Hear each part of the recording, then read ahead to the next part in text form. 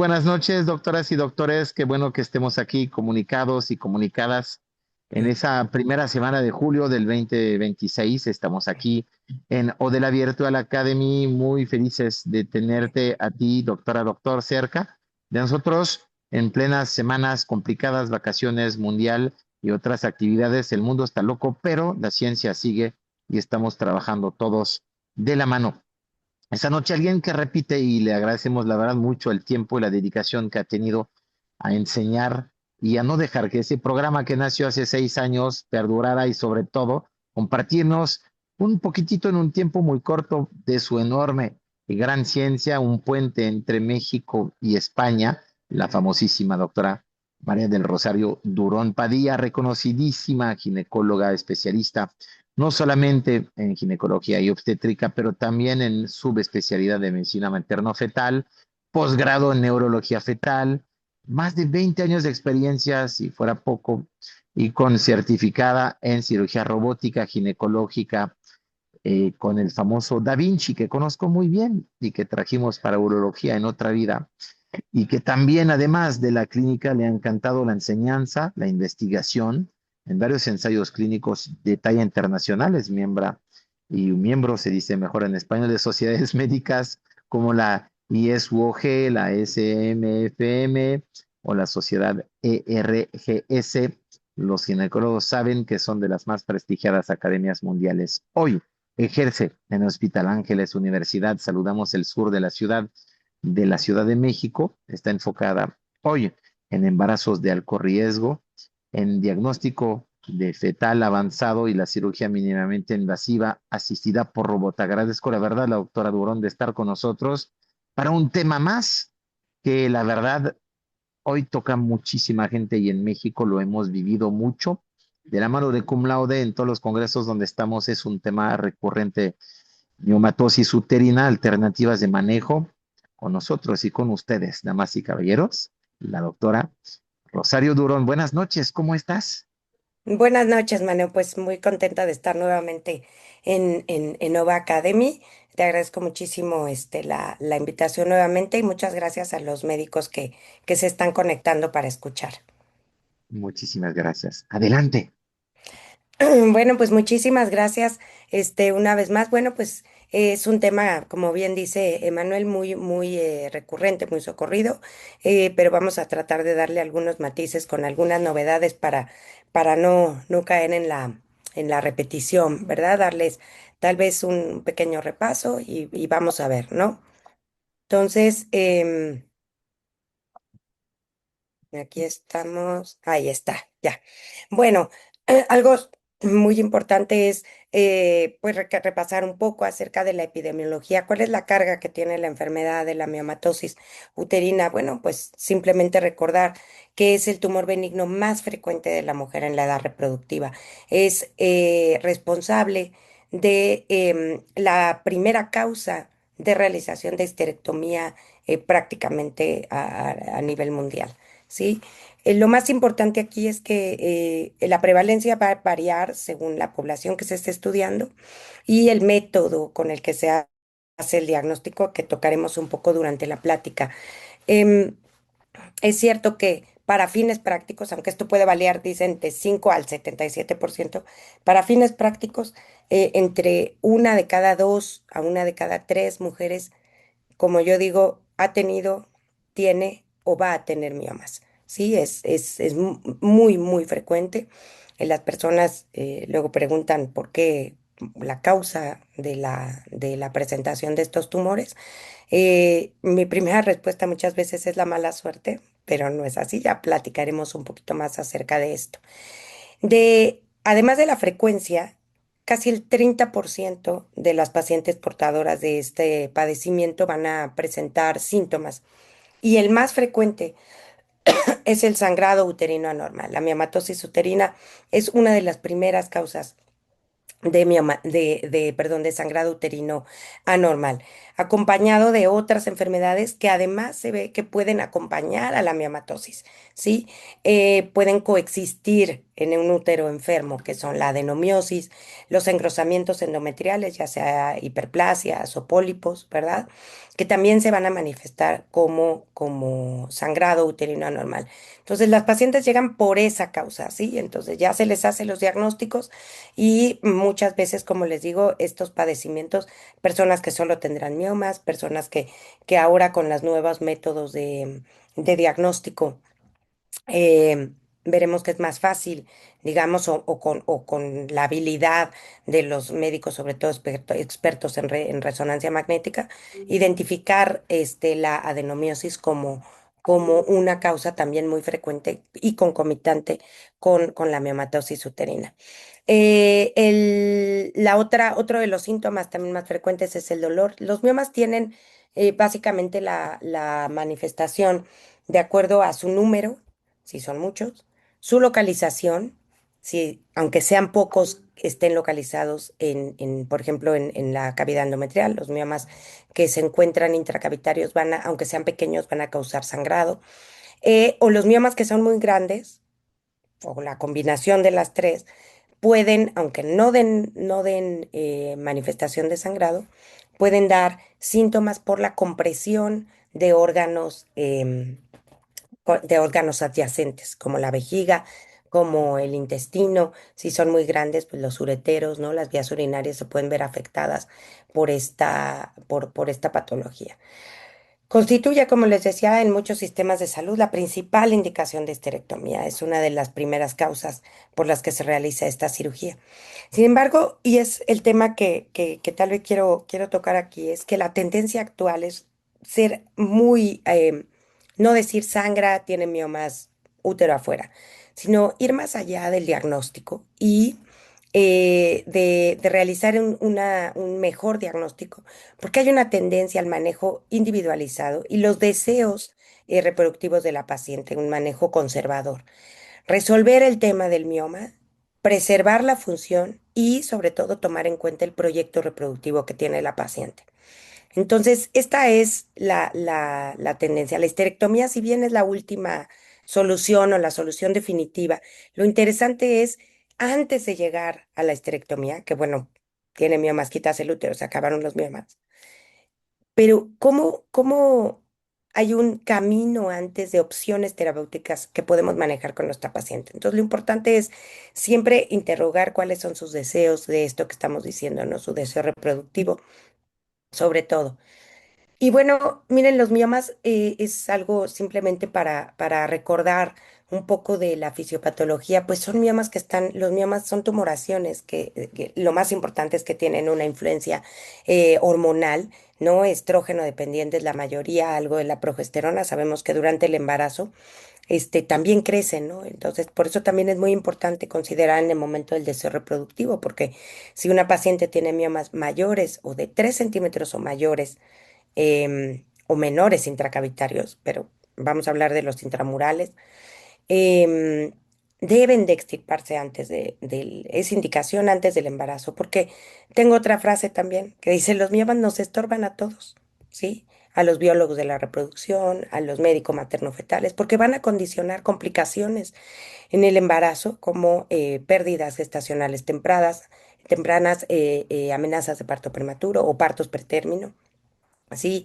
hemorragia obstétrica, que pueden terminar en una histerectomía obstétrica para preservar la vida de la paciente. Entonces, es algo muy importante porque Entonces, creo que yo utilizo la vez que hice no mi los podemos capacitación. ignorar, ¿no? Ignorar su presencia. Están formados de músculo liso, o sea, provienen del miometrio, ¿no? Y tienen una matriz extracelular y una pseudocápsula, ¿verdad? Que es muy importante porque cuando hablemos del tratamiento conservador de la miomectomía, la identificación de esta cápsula es básica, ¿verdad? Tanto para la correcta extirpación del mioma como de la hemostasia que requieren, que uno de los principales retos en la realización de la cirugía conservadora, la miomectomía, es el control del sangrado.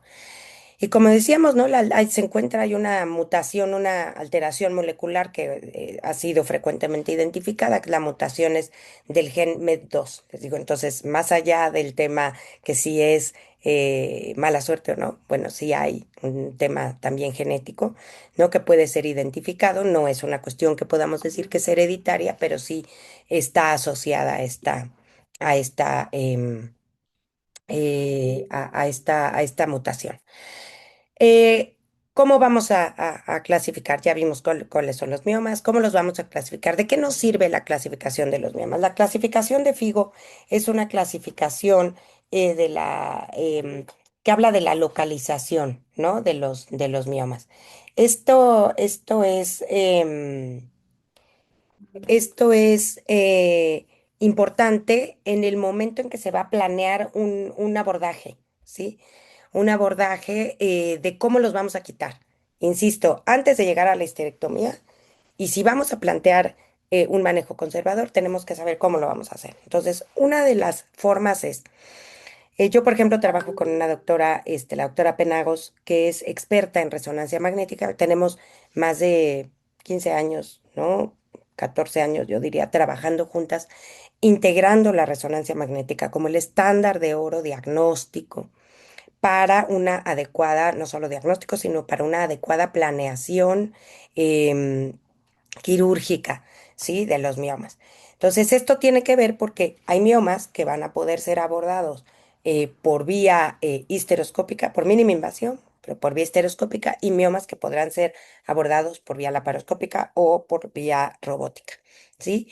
La mínima invasión es la tendencia, es hoy en día y en manos experimentadas, difícil y son muy pocos aquellos que no van a ser candidatos a la mínima invasión, ¿sí? O sea, no va a importar el tamaño, menos de que sea enorme, pero hay cirujanos y cirujanos muy experimentados donde el tamaño del mioma no es una limitante. Entonces es súper importante tomar en cuenta la experiencia antes que decir solamente por el tamaño no se puede y tiene que ser abierta la cirugía. Hoy en día prácticamente no es así y son muy pocos realmente por ciertas características los que realmente vamos a decir que no pueden ser abordados por mínima invasión. Entonces, aquí se van a clasificar. Esto es muy importante. Hablaba de la doctora Penagos, que me reporta las resonancias magnéticas con la clasificación de FIGO de qué miomas, cuántos son, cuánto miden y la localización con esta clasificación. Entonces, tú ya sabes si puedes abordarlos todos. Muchas veces pueden ser solo por histeroscopía, unas veces solo vas a decir, no, esto lo tengo que abordar por vía laparoscópica, pues abdominal, o una combinación de ambas, porque muchas veces son miomas múltiples. Entonces aquí vemos, por ejemplo, los que están pediculados intracavitarios, los que van a ser intramurales y que combinan, se van a clasificar de acuerdo al porcentaje aproximado de que ocupan en la cavidad, si solo tocan, ocupan la cavidad endometrial y el porcentaje o la proporción de este mioma que está localizado intramural. Los que son solo intramurales, los que son subserosos, que están solamente debajo, ¿no? De esta capa la más externa del útero, aquellos que son pediculados. Aquí el tema es que pues se ven muy bonitos en el esquema, pero luego son muy grandes, y pasa el tiempo y entonces podemos identificar dónde están, pero luego ocupan todas las capas, ¿no? Y les digo, esto es una forma un tanto práctica de clasificarlos. ¿Qué es lo más importante? Bueno, la primera línea es para aquellos que hacemos ultrasonido en el consultorio, que yo pienso hoy en día todos los ginecólogos deberíamos de tener un equipo ecográfico transvaginal, con transductor transvaginal, con Doppler en nuestros consultorios, porque es la primera línea de sospecha, de diagnóstico. Ya hoy en día, y además el ultrasonido es un estudio dinámico, ¿no? Es un estudio que no es como mandar una radiografía de tórax, ¿sí? O sea, tenemos que ver, tenemos que mover, tenemos que apretar, tenemos que hacer presiones bimanuales mientras estamos haciendo la ecografía. Entonces, necesitamos tenerlos ahí. Entonces, no es fácil, digamos, mandarlos a que los haga un radiólogo, con todo respeto a los radiólogos, a radiólogos muy buenos, pero alguien que no vamos a estar nosotros ahí viendo es el ultrasonido hoy en día, el diagnóstico por ultrasonido ginecológico debe de ser algo dinámico. Entonces, no nos debemos de confiar en estas imágenes estáticas o en un reporte escrito que nos ha enviado, ¿no? Y la vía transvaginal es la preferida, definitivamente. Hay miomas enormes que vamos a tener, que no caben por vía transvaginal, que vamos a tener que abordar por ambas vías, transvaginal y abdominal. El 3D, la ecografía en 3D, hacer un 3D para delimitar cápsulas, número, relación con la cavidad endometrial, estas nuevas herramientas como el Crystal View, ¿verdad? Que tienen definitivamente una capacidad de cortes casi bueno, como tomográficos, ¿verdad? Que nos dan ya prácticamente el diagnóstico en el consultorio, ¿no? Pero es muy importante, y como les decía al inicio, complementar con la resonancia magnética. La resonancia es un mapeo, ¿no? Y donde vamos a delimitar em, cuántos miomas son, dónde están, hacer un buen plan quirúrgico y sobre todo, si buscamos este tema conservador, pues estar seguros, ¿no? De que vamos a tratar de quitar todos aquellos miomas que van a ser un problema. Esos de 5 milímetros, pues no, porque tampoco tienes que estar haciendo 20 hoyos en un útero, sobre todo si se tiene una idea reproductiva, a menos de que estén intracavitarios. Como les digo, tenemos que hacer una muy buena planeación. Y la resonancia, pues nos ayuda muchísimo.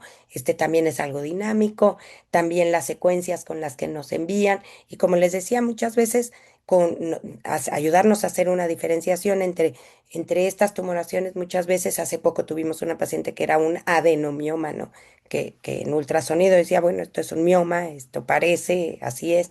Le hacemos la resonancia y era un adenomioma. Cuando la operamos, que estaba llena de sangre, intramural, totalmente intramural, ¿no? Esa adenomiosis, que es esa endometriosis uterina, ¿no? Y sobre todo algo súper importante, ¿no? Este tema de la diferenciación, que aunque constituyen menos o apenas alcanzan el 1% de las tumoraciones de los leiomiomas, que pueden ser malignos, los leiomiosarcomas, la resonancia magnética nos ayuda a la sospecha de estas tumoraciones.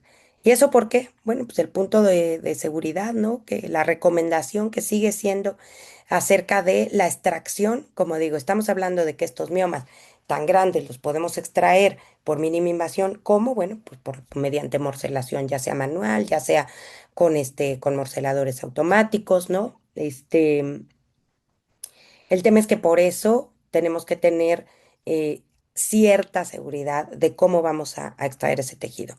Y la tendencia, ¿verdad?, de ser cada vez más estrictos en los métodos de extracción del tejido. Hoy en día, la recomendación de no entrar a la cavidad endometrial, de hacer morcelaciones contenidas, hay bolsas especiales para hacer morcelaciones contenidas, ya sea por abdomen o por vagina, ¿verdad?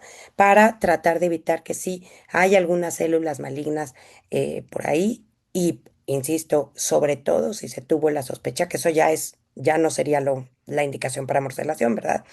Pero tuvo la sospecha junto con estudios de laboratorio, ¿no? Esto es todo una integración diagnóstica, pues tengamos la preparación de cómo vamos a extraer ese tejido y si va a seguir siendo candidata para este tipo de cirugías. Esto es algo súper importante porque es algo que, aunque se quedó, digamos, por algunos casos, el miedo, ¿no?, hacia la morcelación, bueno, hoy en día, si hace un buen estudio, es la mejor herramienta para que siga siendo mínima invasión y aunque sean miomas grandes, si son benignos, si hicimos un buen protocolo de estudio, si hicimos una buena técnica de extracción de tejido, bueno, no tenemos por qué dejar de hacerlo así, dejar de ofrecerle este beneficio a nuestros pacientes, ¿no? Hay un manejo médico y el manejo quirúrgico. Ajá. Aquí hay que ser muy claros en cómo lo vamos a exponer a nuestros pacientes. Hay varias opciones, ¿no? Actualmente, pues los agonistas de de la GnRH, orales, ¿verdad? Están una combinación de estas sustancias nuevas con bajas dosis de hormonales. Hay algunos otros medicamentos en fase 3, el ulipristal, que es bien conocido, pero que sí seamos realistas en pensar que esto pues no va a quitar el mioma, que nos sirve para reducir y que muchas veces, si la persona tiene una cuestión, una idea reproductiva, o ese es nuestro plan, reducir el mioma no es la solución, ¿sí? Porque van a volver a al estímulo hormonal una vez que y además tienen sus indicaciones, ¿no? O sea, tienen sus personas que tienen al mes de tomar el tratamiento una respuesta anormal en sus enzimas hepáticas, no son candidatas a continuar el tratamiento. Antes de 3 meses, por ejemplo, con olipristal no vamos a tener una adecuada respuesta a una respuesta esperada y seamos también realistas, a los 3 meses del que es el mínimo tratamiento recomendado con este medicamento, en miomas sobre todo grandes vamos a tener pues a lo mejor un 30% de reducción en el tamaño. ¿En qué nos beneficia? En la preparación de la paciente, bueno, vamos a quitar el sangrado, si son pacientes que sangran mucho y están anémicas y tenemos que prepararlas hemodinámicamente para la cirugía, pues está perfecto usarlo que va a estar un poquito mejor y un poquito más delimitado y la cápsula se hace un poco mejor la disección, también está indicado.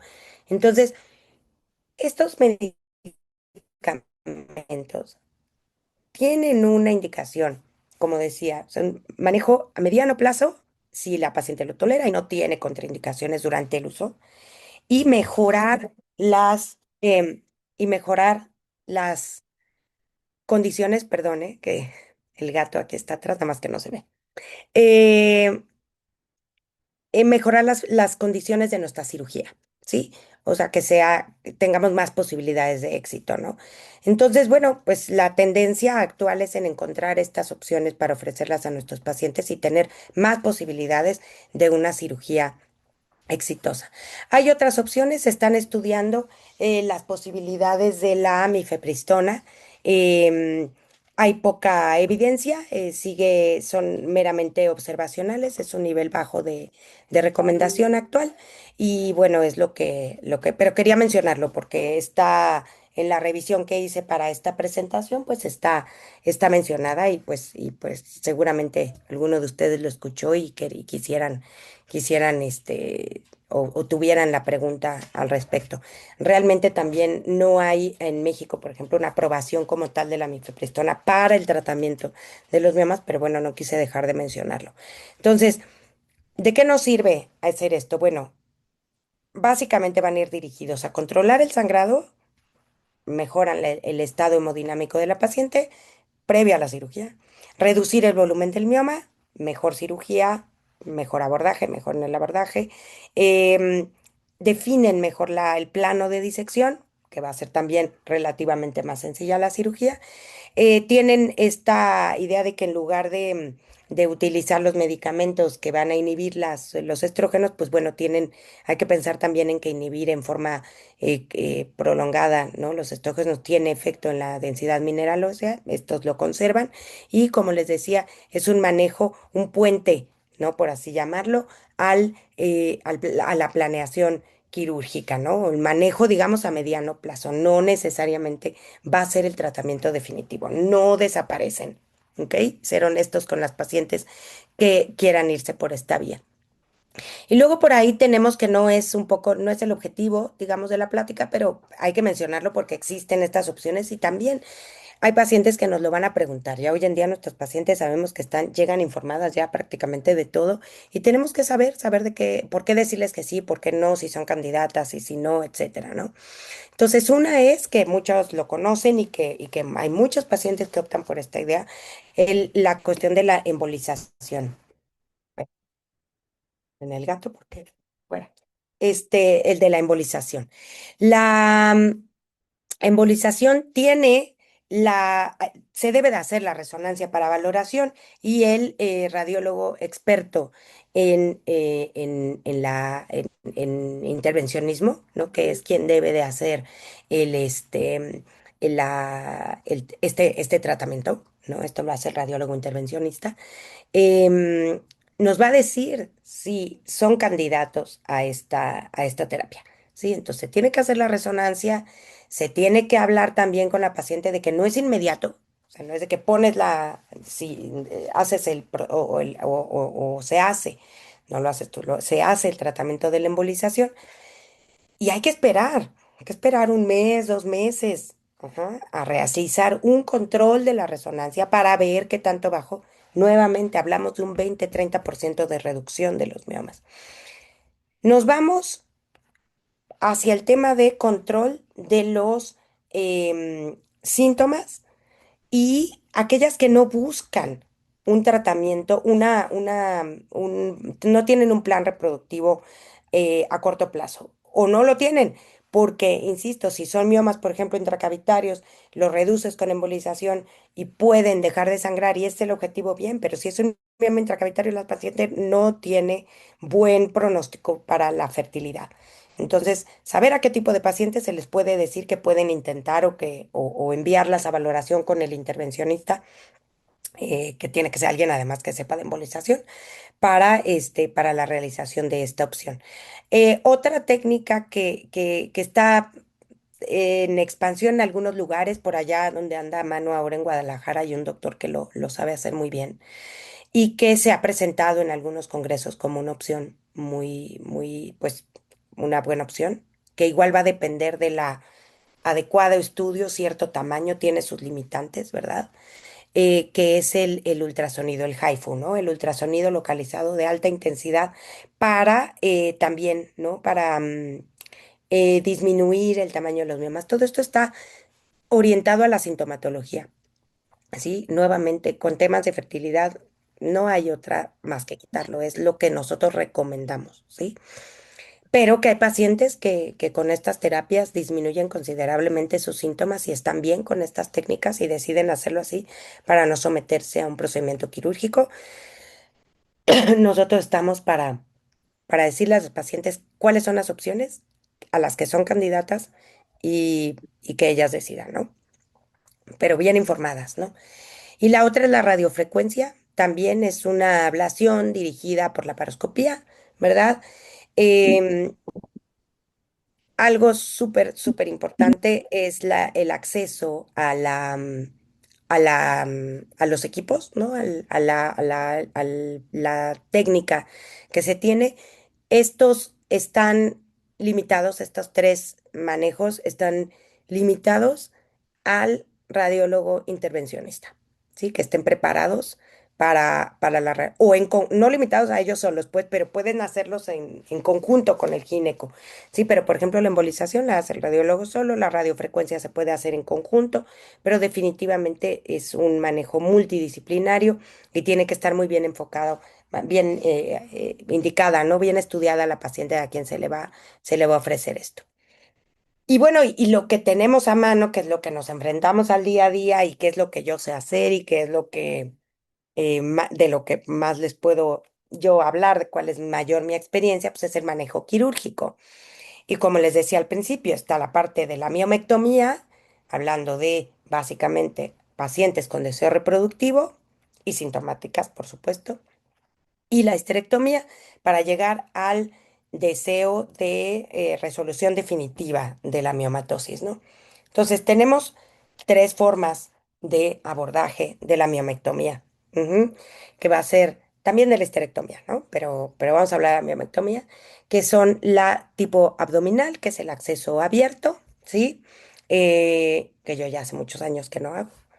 La cirugía laparoscópica, que también he dejado de hacer, y la cirugía robótica, que al día de hoy es básicamente casi estoy al 100% de procedimientos, ya prácticamente no hago laparos, hago prácticamente todos los procedimientos con cirugía asistida con robot. Las ventajas de la mínima invasión, ¿no? Láparos y robótica, pues son menos incisiones, la mínima invasión supera por mucho a la cirugía abierta en muchos aspectos que yo creo que no vamos a reiterar. El resultado estético es mejor, que finalmente a todo mundo eso le importa. Primero dice, no, no importa, a mí no me importan los heridas, a la mera hora sí les importan, sí les importan, sobre todo si las personas tienen algún tipo de piel o como dicen, su tipo de cicatrización no es tan buena, ¿no? Estas heridas, las heridas grandes se van a marcar, se retrae la piel, ¿no? Tienen su tema también estético, tiene su importancia, ¿no? Por supuesto, pues el menor dolor y que la recuperación va a ser más rápida. La beneficio o la superioridad de la cirugía robótica sobre la cirugía laparoscópica tiene que ver con las capacidades aumentadas del cirujano gracias al robot, ¿sí? O sea, como lo he dicho en otras presentaciones, a mí el robot me hace mejor cirujana. Desde el momento en que estás sentado ahí, antes de hacer nada, ya eres mejor simplemente porque ves mejor. Al ver mejor, eres más preciso, eres más rápido en resolver, porque estás viendo incluso antes de los que están viendo en las pantallas un sangrado, un plano de disección, porque tus movimientos imitan tu mano y que la limitante de algunos instrumentos laparoscópicos son sus angulaciones o el alcance que van a tener a ciertas estructuras, ¿no? La elección de qué va a depender. Bueno, como les digo, yo ya todo lo hago por robot. O sea, hace tiempo algún colega me decía, bueno, es que si no puedes con robot, te pasas a láparos. No, lo que no puedes hacer con robot, lo vas a tener que abrir. ¿Sí? No te pasas a la láparos. ¿Sí?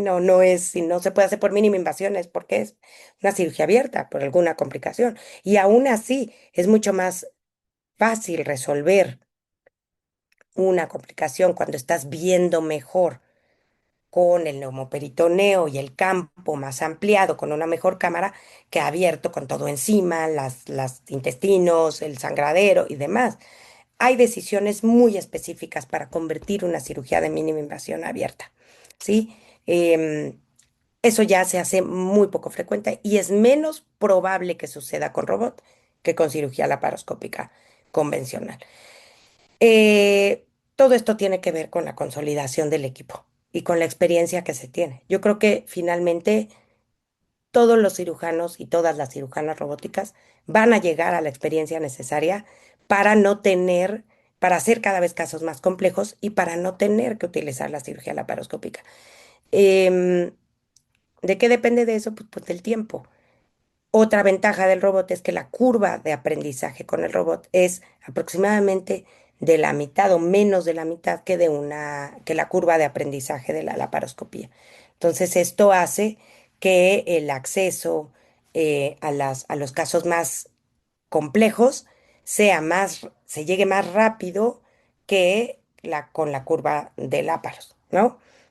Entonces, esa es mi experiencia y es la experiencia de ahorita. Cada vez hay más, hay muchísimos robots en México, en el mundo, por supuesto, y esa es la tendencia actual. Yo creo que ya pasamos del tema, así como cuando llegó la láparos y había cirujanos abiertos tradicionales que no pensaban que la láparos fuera mejor, pues bueno, pues lo mismo con el robot. Ahora hay muchos maestros laparoscopistas que no piensan que el robot sea mejor y la evidencia a través de los años va a dar la razón, ¿no? Em, yo presento nada más aquí, este es un metaanálisis solo de miomectomía, ¿sí? Solo de miomectomía, porque como les digo, la histerectomía no, ya es como el paso final, ¿no? Porque también tiene sus ventajas, pero solo de miomectomía. Este metaanálisis es del 2023. em, y compara la robótica con la laparoscópica. Olvidémonos de la abierta porque, como les digo, ya es claramente la mínima invasión es mejor que la cirugía abierta tradicional. Entonces hay menor sangrado transoperatorio, menos posibilidades de realizar una transfusión sanguínea porque el control hemostático es mejor y la diferencia en la estancia hospitalaria también es mayor. Esto es mucho más notorio en sistemas de salud donde incluso estas cirugías son ambulatorias, ¿sí? Tanto la miomectomía como la laparoscopía. En México y sobre todo, yo digo, siempre comento que los latinos y los mexicanos, las mexicanas y los mexicanos todos en general, somos muy apapachados. Y entonces, no se da tanto y la verdad es que hospitalariamente estos temas se han tocado en foros de cirugía robótica. No, sobre todo en práctica privada, no aporta mucho más, no hay mucho ahorro más económicamente hablando en dejar un paciente una noche más o no. Entonces, en México no se maneja tanto la corta estancia, es posible totalmente, pero no se maneja tanto, no hay una diferencia y siempre salen más apapachadas las pacientes y se van en mejores condiciones, pero por eso este comparativo, pues un poco no lo menciono tanto porque aquí pues es un día de hospitalización y también por la paros, es así. Lo que pasa es que sí hemos estado observando que las que fueron por la paros sí se quieren quedar todavía un día más. Algunas de robots se quedan un día más, es cierto, pero también está la paciente que en la noche dice, yo no me duele nada y yo ya comí, yo ya me quiero ir a mi casa. Sí, entonces yo creo que también pues depende mucho de la misma paciente, ¿no? Es un estudio bastante robusto, ¿no? 45.700 pacientes incluidas y es un metaanálisis de que incluyó 15 estudios, ¿no? Por eso lo tomé como ejemplo, ¿no? Y bueno, aquí yo solamente ya un poquito casi para terminar, déjame ver si puedo salir. Les quiero mostrar un par de ejemplos nada más de la disección de la miomectomía, ajá, y de la histerectomía, esta no es. No sé si nada más me pueden confirmar si se ve la pantalla, esta que puse ahorita del video. Sí se ve, doctora. Perfecto. Sí, Sí, gracias, está bien. perfecto. Entonces, bueno, no los voy a aburrir con toda la cirugía, así que le vamos a poner hasta más rápido. Y también ya la puse a partir de que ya están mis pinzas robóticas instaladas. Esta cirugía, es muy reciente. La quise poner porque creo que es un muy buen ejemplo de un manejo de un mioma complejo, ¿sí? La hice hoy en la mañana, la quise mostrar. Es un mioma muy grande, 10 centímetros aproximadamente, intraligamentario, ¿sí? Entonces, ya aquí ya para este momento, antes de montar las pinzas del robot, ya habíamos realizado la infiltración con la dilución de vasopresina. Aquí hay tres cosas importantes en el manejo de la miomectomía, ¿ok? La hemostasia, control del sangrado, ¿sí? Este es el reto del el útero conservador. Insisto, un útero lo quitas, ajá. Una histerectomía, ya acabas, lo quitas. El reto es la conservación, la preservación uterina, ¿no? No es necesariamente mi área, ¿eh? Yo no soy bióloga de la reproducción, pero mis compañeras y mis compañeros biólogos, pues claro que esto es lo que más interesa. Miren cómo esta visión que tenemos para la identificación de la cápsula en nada, en lo que llevo hablando aquí.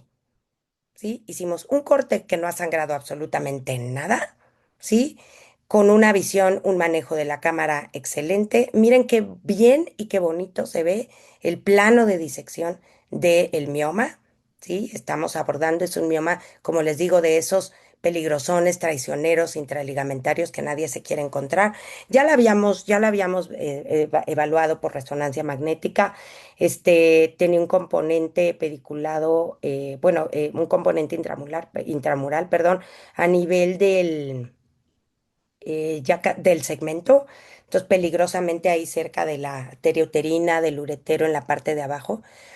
Pero miren, estos movimientos que se están haciendo, o sea, la cámara, la disección con el gancho, con ese tenáculo, pues soy yo sola. O sea, no necesitas que haya una persona que te esté camareando, donde luego con la láparos te siguen, se acercan, ahí estás tú diciendo, acércate, aléjate, no te acerques tanto, no te alejes tanto, quiero ver acá, quiero ver allá.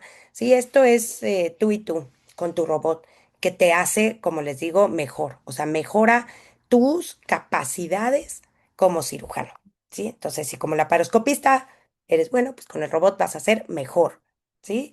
Entonces, no, les digo, no me voy a quedar aquí como muchísimo, quería como únicamente exponer esta facilidad Digo, no estuvo tan fácil, pero a lo que voy es esta capacidad de hacer esta disección de forma, pues que hubiera sido definitivamente mucho más laborioso en tiempo y todo por la paroscopía, ¿no? Y abierto, pues ni se diga porque sangran muchísimo, ¿no? Entonces, estos miomas tan grandes y tan peligrosos nos daban oportunidad, ¿no?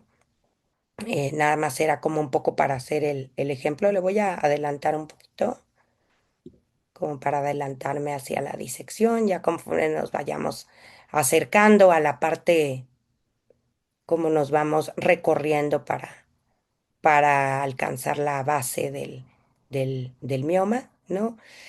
Hablaba del control del sangrado, ¿no? El uso de misoprostol, la vasopresina, y hay algo bien importante. Era una zona, la zona unida al útero en realidad era pequeña, no estaba tan peligroso eso.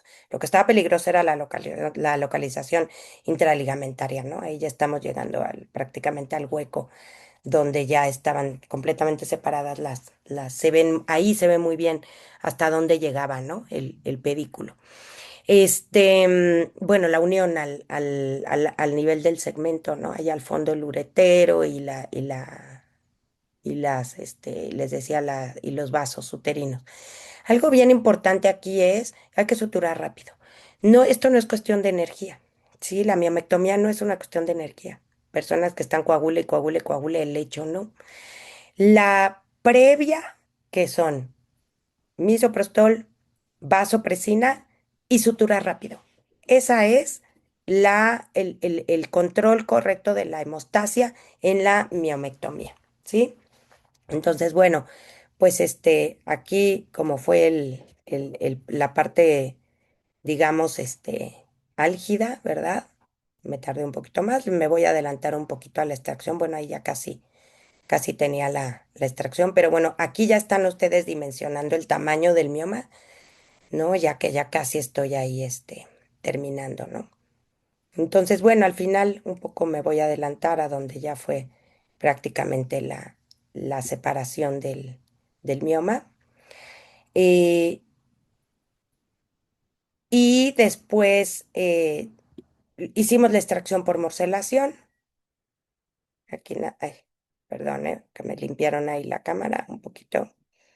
Y aquí tenemos, imagínense esta visualización, cómo me puedo yo acercar a ese tejido y ver lo que por fuera pareciera que no se ve nada porque tiene sangre.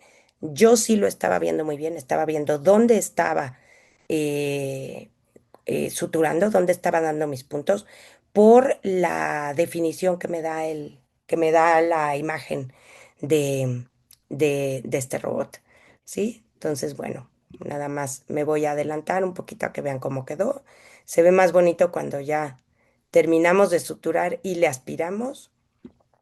Ahí, fíjense, ya se había controlado la parte del sangrado, ¿sí?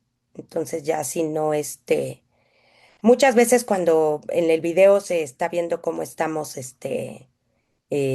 señalando algún lugar, pues generalmente estamos hablando, muchos de ustedes lo saben, como cirujanos, estamos hablando con el equipo, ¿no? ¿Qué opinas? ¿A dónde le doy? ¿Te gusta aquí? Etcétera, ¿no? Siempre también está el apoyo, ¿no? Del equipo, pero pues ahí estás ahí tú solo y a mí me gusta mucho y yo casi que también uso prácticamente pura sutura barbada. Y antes de la extracción, aquí ya cortamos, miren ahí, ya estamos haciendo un enjuague. Ujú, y ya quedó, ¿sí? Entonces ahí ya está controlado el sangrado y ahí prácticamente que terminamos con la cirugía, ¿no? Este, mm, la extracción fue por morcelación, bueno, ahí quitamos otro miomita, pero nada más, este era un ejemplo. Y antes de terminar, les voy a mostrar simplemente como un ejemplo, eh, la otra ventaja que tiene la cirugía robótica en histerectomía, que a mí me gusta mucho mostrar que es, porque la idea es mostrarles las ventajas que tiene el robot con las láparas, ¿no? Si usamos lo mismo, pues no vamos a ver diferencia. Pero una de las cosas más bonitas del robot es la energía avanzada. A mí me gusta mucho usar esta pinza, que es un sellador de vasos, que tiene dos tipos de generadores. Este generador, esta sí era para histerectomía, ¿no? No es un mioma tan grande, digo, no es un útero tan grande, pero me gustó porque me deja ejemplificar bien el uso de esta pinza. Y lo que hace es, aquí está, lo que hace es que en dos tiempos, ¿sí? Me permite sellar el vaso y sin quitar la pinza. Esto me lleva más o menos unos 5 segundos en el sello y el corte. ¿Sí? Entonces, son dos pasos que aquí no se oye, pero en vivo, ¿verdad? Te avisa cuando está bien sellado y a continuación con otro pedal, con otro pedalazo que le digo yo, sale la navaja. Entonces, nosotros podemos ver aquí cómo podemos tener llevo 3 cortes y prácticamente ya estamos prácticamente al nivel de los vasos uterinos. ¿Sí? Con un sellado y un control de hemostasia, pues increíble y que nos lleva, nos reduce el tiempo. Ahí ya estoy tocando la cúpula vaginal, ¿no? Y pues la verdad es que yo muchas veces me voy casi con el puro sellador. Tengo el gancho por la energía, si ven esos movimientos, también esto es algo que te entrenas en la mente porque parece que estoy tocando algo, pero en realidad no lo siento. Ajá, este es un modelo que es el que tenemos aquí, pero el nuevo modelo que está de este robot ya tiene una retroalimentación áptica y se siente lo que estás tocando o lo que estás pesando o qué tanto estás jalando y eso pues es una maravilla. Entonces, bueno, pues no les voy a poner toda la cirugía, pero miren, en 3 pasos ya estamos prácticamente ahí hasta abajo, ¿no? Y con control de la arteria y esto nos ahorra también tiempo, tiempos de sangrado, etcétera, ¿no? Y bueno, esto fue lo que quería. Y bueno, regresando aquí a mi presentación, ya como para ir cerrando, pues bueno, los resultados, ¿verdad? Regresando un poco a la parte de la miomectomía, pues los beneficios, ¿verdad? Están bien documentados, ¿no? Frente a la cirugía convencional, pero sobre todo en el tema de reproductivo. Si bien está, decir, menos estudiado, pues la verdad es que sí son emergentes en cuanto pero hay muchos reportes de casos. Nosotros tenemos unos publicados con, con mis colegas con los que empecé haciendo cirugía robótica de embarazos posterior a la miomectomía exitosos, ¿sí? Varios. Se quitan los miomas, 3, 4 meses, que esa es otra ventaja. Se hacen su tratamiento de fertilidad o espontáneamente y se pueden embarazar y con la recomendación de no someter ese útero a un trabajo de parto, pues la verdad es que son embarazos que son este, exitosos, ¿no? Y va a depender, como les digo, de cómo quedó ese útero. Es algo súper importante, una adecuada evaluación, ¿no? Limitaciones que siguen siendo controversiales, que es este tema del costo, que también esto está cambiando, es completamente accesible, es incluso más barato que la laparoscopía. Insisto, existe la laparoscopía barata, sí, pero no es una laparoscopía segura. Las energías avanzadas que se usan en laparos son caras. Y esto hace que, comparado con esas láparos adecuadas, seguras, de primer nivel, es más barato el robot, ¿sí? Entonces, la curva de aprendizaje, que ya lo comenté, más rápida con el robot que con la láparos. Una buena selección de los candidatos, sí, que luego te avientas a cosas difíciles porque estás empezando en algo, tal, puede ser, pero también la selección va también de la mano de la experiencia. Entonces, a lo mejor al principio no tienes casos tan difíciles y es lo correcto, ¿no? Conforme vas adquiriendo experiencia, vas a hacer casos más complejos, porque vas a tener mayor em, eh, práctica en el uso de esta tecnología.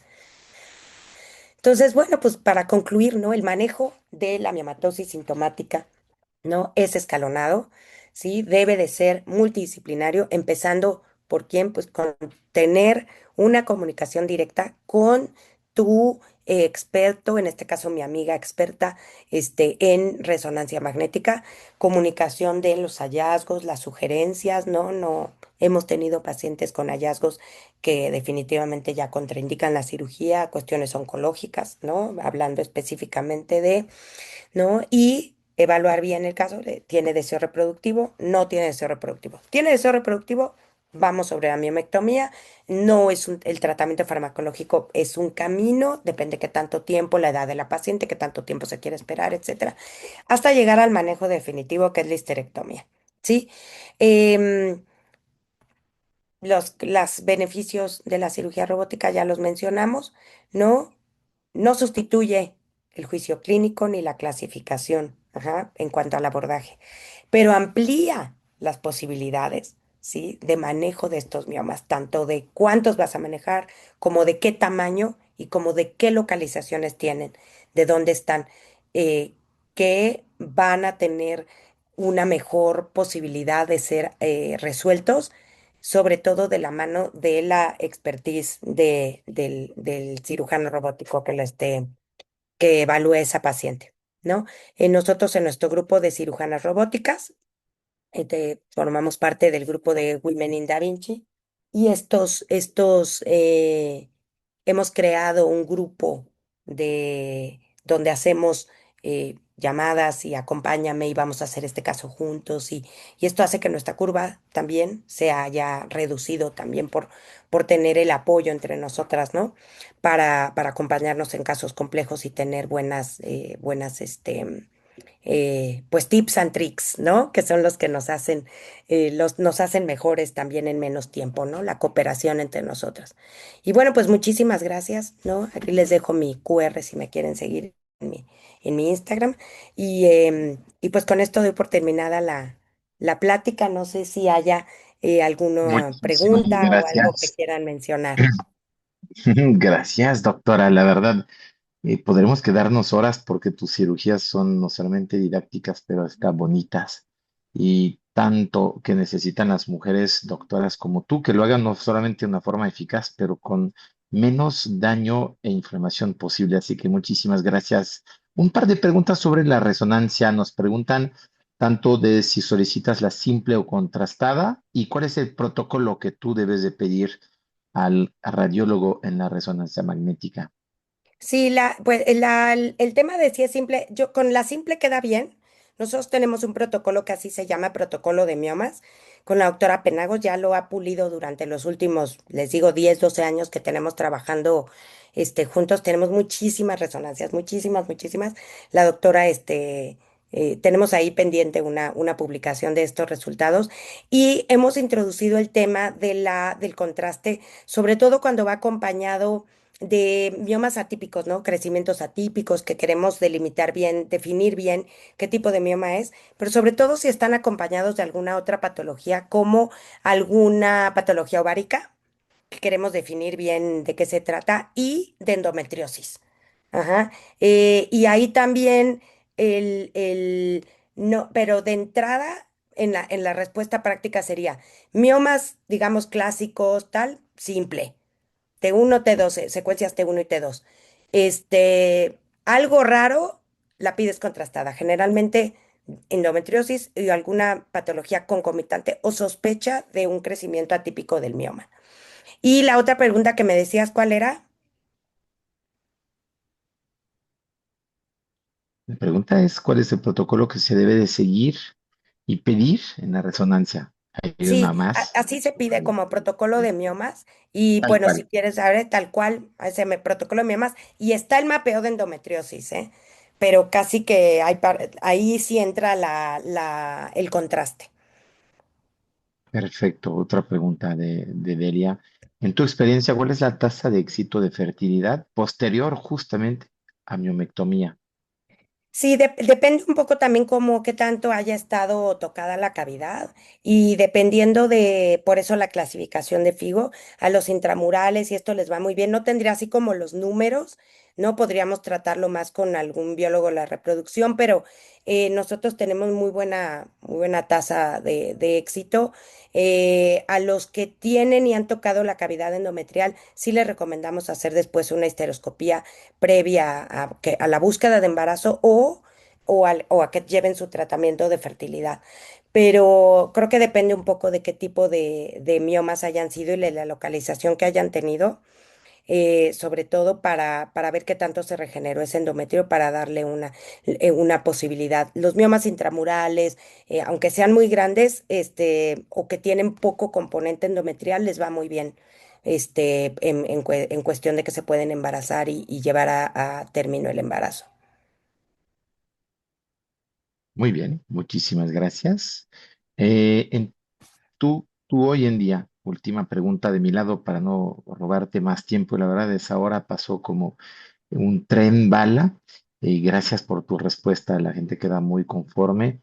¿Qué sigue? ¿Qué sigue después de a la hora de la IA, tanto en el diagnóstico como en las asistencias por robot? ¿Puede haber una ayuda robotizada mayor? Obviamente no queremos y no creo que sea el tema de sustituir el humano, pero de mejorar lo que decías de escoger, targetear mejor, de menos diagnóstico equivocado y también obviamente un mejor abordaje quirúrgico con más certeza, menos tiempo, menos dolor, todos esos temas. ¿Cómo tú lo estás abordando en todos tus viajes y congresos? ¿Cómo lo estás observando y o implementando? Sí, pues yo ya sin hacer comercial, ¿no? Pero el nuevo sistema de específicamente de Da Vinci que tiene que todavía no nos llega a México y que la veo un poco lejano, un poquito lejano, que es el que tiene esta retroalimentación áptica, tiene también esta alimentación de IA y tiene varias cosas muy bonitas. Una, este tema de que la simulación, el entrenamiento por simulación, te enseña hasta dónde, por ejemplo, estirar un tejido, cuándo es peligroso o no, hasta dónde lo vas a hacer. Entonces, primero el entrenamiento por simulación, que eso está increíble. Segundo, la integración de la imagen con reconstrucción en 3D, ¿sí? En los miomas, pues, ¿qué te diría, no? Es como un lujito, ¿verdad? Pero en cáncer en uro, por ejemplo, en los tumores de riñón, de próstata, es súper útil para la definición de hasta dónde van a operar, para la planeación quirúrgica en vivo. En ese momento tú puedes estar viendo la cirugía, el estudio que tú hiciste, la resonancia magnética o los estudios, la tomografía, no sé lo que hayas hecho, integrado a tu anatomía de en ese momento que lo estás haciendo, ¿no? Al mismo tiempo. La otra es que a, va aprendiendo y la IA lo que va a hacer es que te va a ir sugiriendo, va a ir aprendiendo cómo operas tú y te va a ir sugiriendo los siguientes pasos en tiempo real. La otra también es que puedes revisar en tiempo real. Actualmente nos esperamos, nos termina la cirugía, nos da nuestro video y podemos revisar el video para ver cómo estuvo la cirugía. Es una excelente manera de aprender qué pude hacer, qué no pude hacer, que aquí le pude haber cortado más, menos, tal. Y la siguiente lo vuelves a hacer. Pero aquí puedes regresarte en ese momento en el video a lo que estabas haciendo. Y esto ahora como en uno de los congresos que fuimos ahora, totalmente una doctora presentó este terror de cuando se rompió una sutura y voló la aguja, ¿no? Y que yo creo que a todos los que hacemos mínima invasión alguna vez nos ha pasado. Entonces, en ese momento, y te pones a buscarlo como loco, en ese momento ya paró todo, nadie se mueva, se regresó en el video a observar el momento en que se rompió la aguja y vio hacia dónde salió disparada. Se fue hacia donde estaba y la encontró en ese momento, que te pudo haber ahorrado horas de buscarla, ¿sí? Entonces, todas estas nuevas herramientas que vienen van a mejorar el tema de la asistencia, que esto no se tiene definitivamente con la paroscopía y no se ve que haya no hay un proyecto, digamos, para eso. Las energías siguen siendo las mismas, no cabe duda que la habilidad del cirujano no va a cambiar, pero en cuestiones robóticas todo esto se está integrando, las aplicaciones, la aplicación para darte un seguimiento quirúrgico de tu crecimiento, de tus tiempos, del uso de tus pinzas, la doble consola, puedes operar con alguien en otra consola, la asistencia remota, tú le vas a poder dar acceso a un maestro, a tu mentora, a tu proctor, aunque esté en otro lado, para que esté viendo la cirugía que estás haciendo en tiempo real y sugerirte, ¿sí? Y sugerirte ayuda o ayudarte. Y incluso tomar control vía remota de los instrumentos mediante esta conexión con otro cirujano, ¿no? Entonces, esta cooperación también, pues, es algo que solamente se nos está dando la asistencia robótica. Muy bien. Muchísimas gracias. La verdad ha sido pues un nuevo halago para todo el grupo de Odela Virtual Academy de tenerte. Rosario, seguramente en la repetición mucha gente se va a deleitar y poder hacer pausas y ver esas grandes láminas muy complejas, tan bien explicadas y simplificadas. Se ve el dominio, se ve la pedagogía y sobre todo la pasión que le metes de forma incansable a poder hacer de todas esas mujeres, pues unas mujeres más productivas, más sanas y sobre todo con mucho, mucho, mucho menos dolor y esas consecuencias terribles que los miomas no detectados o no tratados o mal abordados pueden tener en su salud, en su sexualidad y obviamente en su fertilidad. Muchísimas gracias a la hora de todo el tema menopáusico. No olvidemos, como lo decías, la prevalencia enorme que tenemos con esa pues gran enfermedad de moderna, lo iba a decir, y gracias a ti y a todos tus colegas por seguir haciendo historia de forma silenciosa en todos los quirófanos en México y Muchas Latinoamérica. gracias. Nos vemos muy pronto. Odela Oficial, síganos, síganos, por favor, doctoras, doctores. Estamos en Odela Oficial, likeanos, recomiéndanos cada semana un nuevo episodio. No todo es fútbol, también debemos de ser sanos y tener esa gran posibilidad de desempeñarnos. Semana que entra una colega tuya, oculoplástica, nos dará un tema que sé que te podrá interesar porque tú también eres una doctora y una mujer, como el abordaje de la zona periorbicular, sobre todo con los inyectables por parte de los que inyectan la cara con productos estéticos, puede tener consecuencias, abordajes de complicaciones justamente de todo lo que te puede pasar en una cara por mal abordado, mal conocimiento anatómico. Una colega tuya de Jalisco, la semana que entra, misma hora, mismo lugar, en Odela Abierto a la Academia. Agradecemos todos los controles técnicos, gracias a Uriel, gracias a Regina y a todo el equipo de educación de Odela. Nos vemos muy pronto, búsquenos en las redes, búsquenos en el canal de YouTube y sobre todo, hablen con su asesor comercial para saber qué alternativas, qué soluciones y qué productos tenemos para ustedes en exclusiva y para sus pacientes. Agradecemos la verdad muchísimo. Te agradece todo el mundo. Saludos a Mateo, a todo el equipo comercial. Y enhorabuena, con Alma seguiremos haciendo historia en ginecología porque solo es el comienzo. Muy buenas noches, Rosario. Gracias, buenas noches, Manu, y a todo el Buenas equipo. noches a todos. Chao, chao. Hasta Bye. luego.